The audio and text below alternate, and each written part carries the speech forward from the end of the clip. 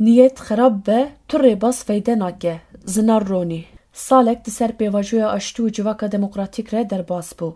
Gelek geşedan çêbûn lê li ser navê çareserkirina pirsgirêka Kurd hiç tiştek şênber tune ye. Ango ne desthilat ne jî dewlet rêbazeke şênber nedaniye pêşiya xwe. Lê gel ku muxalefet bi giştîne dijberî pêvajoyê jî wan rêbaz û feraseteke şênber ji bo çareserkirina pirsgirêka Kurd danêniye holê. Tişta sereke ku tê axaftin radestkirina çekan e. Lê heya nihatû pirsgirêkên gelan tenê bi radestkirina çekan nehatine çareserkirin. Bêguman derxistina zagonan girîng e. Lê tenê bi derxistina zagonan jî çareser nabe. Ji bo çareserî bi pêş bikeve berî her tiştê dive aliyên pirsgirêkê ji bo çareserkirinê xwedê niyeteke baş bin. Ew jî bi fêmkirin û pênasekirina pirsgirêkê pêkan e. Lê di nizîkatiya desthilata AKP'de ev tişt xuya nabe. Ali Sine Millî di nivîsa xwe ya Yeni Yaşamê de ji bo AKP wisa dibêje. Di pêvajoya aştî û civaka demokratîk de hege bêjin aceleya kîjan partiyê tune ye, bêguman bersiva AKP'ye dikare were dayîn. Gelo çima aceleya wê tune ye?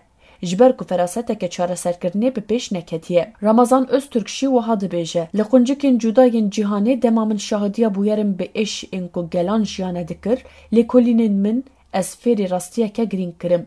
Hege de aştiyeke rastexîn pêk were, Alî Bêyî lê feqet li dodora Masî Rûdinên dayîna tavîzan digirin berçav û bi rastî dixwazin li hev werin. Yeni Yaşam pêvajoyên aştiyê yên cîhanê. Pratikên çareseriyê yên cîhanê tev nîşan didin ku divê di serî de îrade û niyet werin aşkerekirin.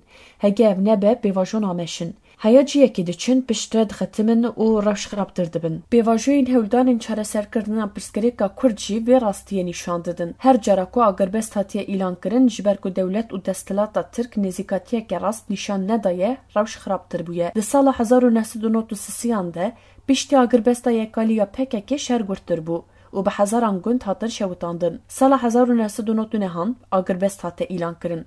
Hêzên leşkerî derketin derveyî sînor. Lê ji ber nêzîkatiyên çewt ji 2004 pê ve şer li her derê belav bû. Hewldanên 2010 û 2011 vala derketin û di sala 2012 de şer û pevçûn zêdetir bûn. Sala 2015 ji ber ku Erdogan mütabaqata Dolmabahçeyî nas nekir, pêvajo xera bû. Şerê li çiyê kete nav bajaran û bajaran hatin xerakirin. Dewletê bi tank û topan bajardan berguleyan. Divê pêvajoyê de mekanîzmaya darbeyê kete dewreyê. Ev 10 salin Tirkiye roj bi roj dikeve qeyraneke giran. Ji qeyrana aborî bigire heya qeyrana siyasî, çandî, civakî. Sedema sereke jî çareser nekirina pirsgirêka Kurd e. Çi desthilatên hatine serkar, gotine em ê PKK di nav çend mehan de biqedînin. Lê yek ji bi ser neket. Wezîrê Karê Hundir ê AKP çi li du caran got heya filan demê PKK diqede. Ew ji ser kar çû, lê tişta digot bêk nehat. Di dawiyê de dewletê jî qebûl kir ku bi şer PKK naqede. Rêberê gelê Kurd Birêz Abdullah Öcalan ji bo dawî li vê xitimandinê bîne û rêyeke çareseriyê re vebike bank kir ku PKK kongreya xwe bicivîne û biryara feshkirinê bide. Feshkirina PKK ji bo vekirina rêya çareseriyê bû. Lê desthilat ji vê re wekî marîfetekê digire dest û wekî bêje ji xwe ez serkeftî me ne hewceya gav bavêjim. Hege niyeta baş tune be çikav were avêtin jî desthilat tê ji xwe re hincetekê bibîne. Şêwirmendê Erdogan Mehmet Uçum her hefte li ser hesabê xwe yê X'ê nivîseke diweşîne. Her hefte tiştek dibêje. Behsa gelek tiştan dike. Nexşereyan dinivîse. Lê di dawiya dawî de hemû gavên ji bo çareseriyê werin avêtin bi şertan vegirê dide. Gavên werin avêtin jî netawîzin. Gavên demokratîk bûnê ne. Ji bo bi pêşxistina demokrasiyê hewcedarî bi tu tiştî tune ye. Lê wê jî carnan bi geşedanên Sûriye ve carnan bi yên Iraq û Îranê vegirê dide. Ev jî nîşan dide ku esas niyeta wan ne çareserkirina pirsgirêkê ye. Hê jî mafê Kurdan ên çand, ziman, aborî û siyasî ji xwe re wekî xêrxwaziyekê dibînin. Mafên mirovî civakî dikin mijara bazarê. Ew jî nebese ji bo hinek mafan dibêjin teqez nabe. Bahçeli, Rayedar û Qelemşorên desthilatê ji tevgera Azadiya Kurdistanê re dibêjin li gorî bangewaziya 27 Sibatê tev bigerin. Çi dihate gotin di bangewaziyê de bila PKK kongreya xwe kom bike û biryara feshkirinê bide. Kongre ceviya biryara feshkirin û bidawîkirina têkoşîna çekdarî da.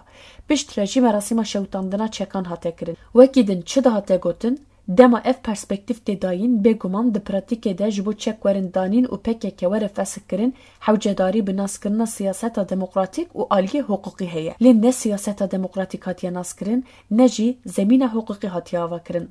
Her wiha di bangewaziyê de dihate gotin ku divê zimanê serdema aştî û civaka demokratîk jî li gorî vê rastiyê bê pêşxistin. Ne ziman guheriye ne jî hukuk.